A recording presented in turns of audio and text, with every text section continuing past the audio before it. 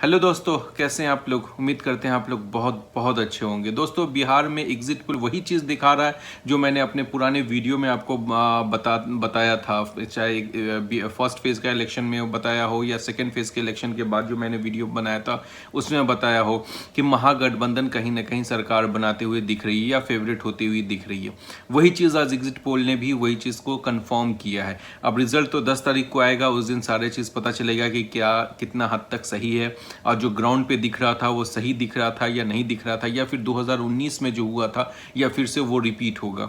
आज मैं आपको अपना एनालिसिस बताऊंगा और ओवरऑल सीट आपको बताऊंगा अपने वीडियो में। आप ज़रूर देखिएगा कि ओवरऑल किस पार्टी को किस गठबंधन को कितनी सीट मिल रही है और पार्टी को भी आरजेडी को कितनी मिल रही है, कांग्रेस को कितनी मिल रही है, लेफ्ट को कितनी मिल रही है, उसी तरह बीजेपी को कितना मिल रहा है, जदयू को कितना मिल रहा है। मैं ये सारा चीज़ आपको अपने इस वीडियो में बताऊंगा और ये भी बताऊंगा कि तेजस्वी के फैक्टर क्या था, तेजस्वी के पास प्लस पॉइंट क्या था। ये सारी चीज़ मैं आपको अपनी इस वीडियो में बताऊंगा। अगर आपने हमारे चैनल को सब्सक्राइब नहीं किया तो प्लीज़ सब्सक्राइब कर लीजिए, अच्छा लगे तो लाइक ज़रूर कर दीजिएगा। देखिए, बिहार में हुआ क्या। बिहार में मैं अपने पुराने वीडियो में आपको बताया था कि तेजस्वी यादव के रैली में बहुत ज़्यादा भीड़ आ रहा है। तेजस्वी यादव जहाँ जहाँ रैली करने जा रहे हैं उनके रैली में बहुत हद तक प्राइम मिनिस्टर से भी कहीं ज़्यादा भीड़ इकट्ठा हो रहा है। नीतीश कुमार के 3 रैली को जोड़ दिया जाए तो तेजस्वी यादव का एक रैली में भीड़ उतना इकट्ठा हो रहा था। इतने ज़्यादा भीड़ तेजस्वी यादव के रैली में आ रहे थे। एक चीज़ और है, इसमें पहली बार बिहार में या फिर आप कह ले तो बहुत दिनों बाद एक एजेंडे पे, एक मुद्दे पे, सही मुद्दे पे इलेक्शन हुआ है। अब यूपीए कहिए तो फिर आरजेडी अलायंस ने एक मुद्दा पकड़ रखा था, उसी मुद्दे पे वो शुरू से आखिर तक टिके रहे।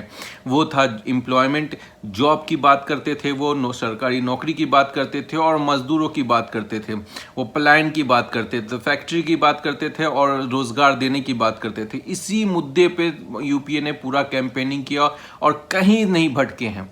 मैंने अपने पिछले वीडियो में भी बताया था कि बहुत लोग ये मानते थे कि आरजेडी जो है एमवाई समीकरण पे इलेक्शन लड़ता है, लेकिन इस बार तेजस्वी यादव ने एमवाई समीकरण को चेंज करके एम्प्लॉयमेंट और जो पलायन मजदूर, इसको इकट्ठा करके उन्होंने वोट मांगा लोगों से और लोगों ने तक उनका बात पहुंचा भी।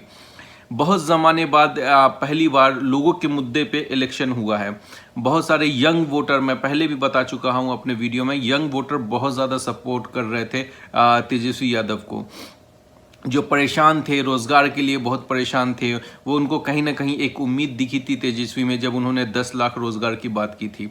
तो ये सारा फैक्टर कहीं ना कहीं तेजस्वी के साथ गया था। तेजस्वी यादव को इस वजह से लोग पसंद कर रहे थे।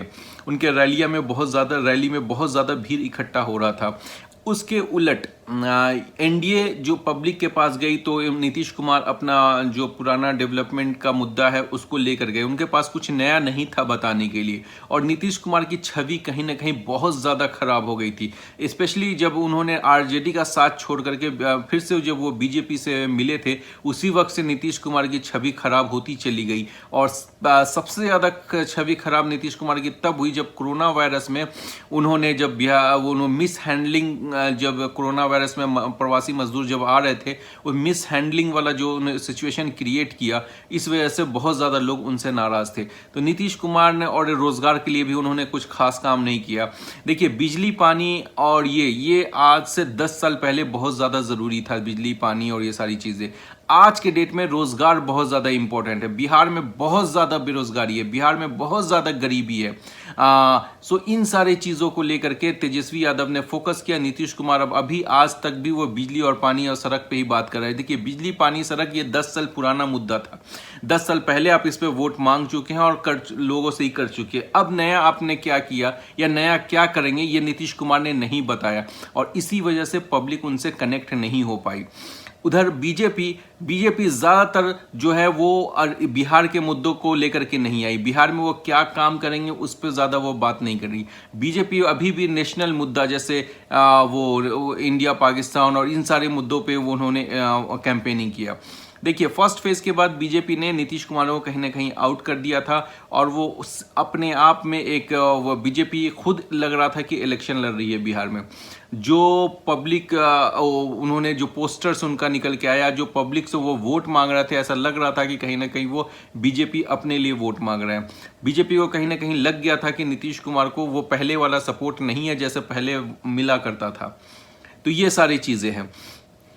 एक फैक्टर और जो एनडीए के खिलाफ गया वो था एलजेपी चिराग पासवान। चिराग पासवान खुल करके नीतीश कुमार का विरोध कर रहे थे, तो कहीं ना कहीं ये चीज़ भी एनडीए के खिलाफ गया। चिराग पासवान, मैंने अपने पहले वीडियो में ही बताया था कि चिराग पासवान को भले ही ज़्यादा सीट ना मिले, और एग्जिट पोल जितनी भी आया है अभी तक के का, वो ये इस बात को कंफर्म कर रहे हैं कि चिराग पासवान को भले ही ज़्यादा सीट ना मिले लेकिन वो वोट परसेंटेज उनका बढ़ेगा, और वो वोट जदयू का काट रहे हैं और बीजेपी का भी काट रहे हैं। क्योंकि चिराग पासवान के जो कैंडिडेट थे उसमें 30 से ज़्यादा कैंडिडेट बीजेपी के कैंडिडेट थे जो चिराग पासवान के टिकट पे इलेक्शन लड़ रहे थे। तो ये सारी चीज़ें चिराग पासवान ने बहुत ज़्यादा डैमेज किया है जदयू को। एनडीए को तो डैमेज किया है, स्पेशली जदयू को बहुत ज़्यादा डैमेज किया। ये सारा एक मुद्दा था। दूसरी चीज़ कि आरजेडी और कांग्रेस और लेफ्ट बहुत ज़्यादा फोकस रही और अपने आप को फोकस से नहीं हटाई। रोज़गार का मुद्दा और जो अनएम्प्लॉयमेंट है उसका मुद्दा, और फिर मजदूर जो है उसका मुद्दा को लेकर के वो लोगों से बात करती थी, शिक्षा की बात करती थी। तेजस्वी यादव को बहुत बार या कन्हैया कुमार की रैली में या राहुल गांधी की रैली में डेवलपमेंट का मुद्दा ज़्यादा छाया रहा। इन सारी चीज़ों को लेकर के पब्लिक कनेक्ट हुई महागठबंधन के साथ, और महागठबंधन को अभी तक के जो एग्जिट पोल के हिसाब से या जो मैंने अपने पुराने वीडियो में जो भी बताया था कि महागठबंधन बहुत हद तक आगे दिख रही है और वो होता हुआ दिख रहा है। मैं भी आपको अपना शीट बताऊंगा, एग्जैक्ट प्रोजेक्शन। बहुत सारी न्यूज़ चैनलों ने बहुत सारी बात बताई। कुछ ऐसे न्यूज़ चैनल है जो मेन स्ट्रीम की न्यूज़ चैनल, वो दोनों को खुश रखना चाहती है, एनडीए को और यूपीए को, दोनों को। तो उनकी सीट शेयरिंग का जो उन्होंने प्रोजेक्शन दिया है उसमें 20-20, 25-25 सीट का गैप उन्होंने दे करके रखा है ताकि वो दोनों तरफ सही हो जाए। तो ऐसा भी देखने को मिला। लेकिन मैं आपको अपना एग्जिट पोल बताऊंगा। देखिए मैंने बहुत सारे अपने ओपिनियन पोल, चाहे मध्य प्रदेश हो, चाहे राजस्थान हो, चाहे छत्तीसगढ़ हो, हरियाणा हो, झारखंड हो, इन सारे का मैंने, चाहे दिल्ली हो, मैंने अपना प्रोजेक्शन दिया और बहुत हद तक मेरा सारा प्रोजेक्शन सही हुआ। सिर्फ 2019 के लोकसभा के इलेक्शन में प्रोजेक्शन टोटली उलट हो गया था। जो वो सारे, क्योंकि उस वक्त नैरेटिव पूरी तरह चेंज हुई, जो चीज़ दिख रहा था वो हुआ नहीं और जो हुआ वो दिखा नहीं। ये सारा सिचुएशन था 2019 के इलेक्शन में।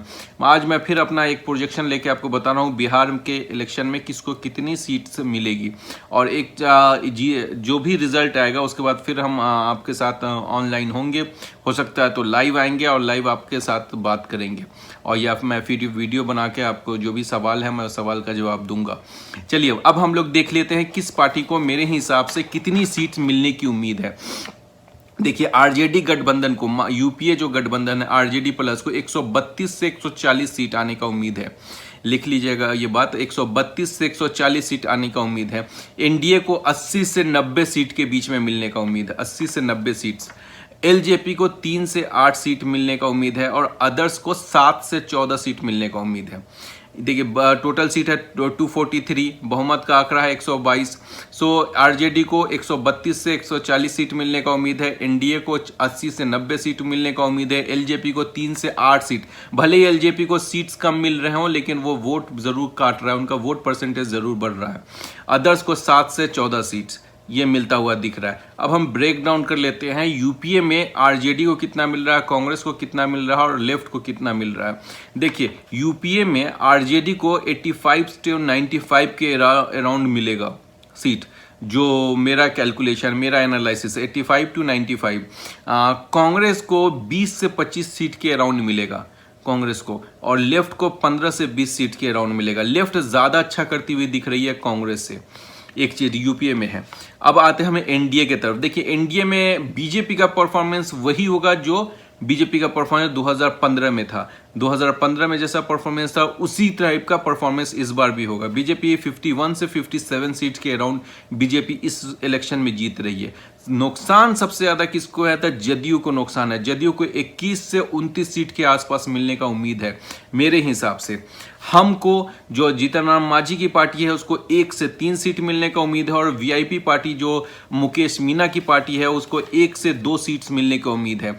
ये था मेरा ब्रेकडाउन, और अब 10 तारीख को जो रिजल्ट आएगा उस दिन हम लोग डिस्कस करेंगे, उस दिन हम लोग बात करेंगे कि आखिर क्या प्लस पॉइंट रहा तेजस्वी पे। बात करने के लिए बहुत सारी चीज़ें हैं, लेकिन मैं उस दिन 10 तारीख के बाद मैं आपसे बात करूंगा कि क्या असल में मुद्दा और क्या वहाँ बिहार के बेरोजगार लोग सोच रहे थे। ये सारे मुद्दों पे हम आपको 10 तारीख के बाद मिलेंगे, या तो लाइव आपसे बात करेंगे यूट्यूब पे, या फिर वीडियो पे बात करेंगे। ख्याल रखिए अपना, ध्यान रखिए अपना, और सेफ रहिए। Thank you.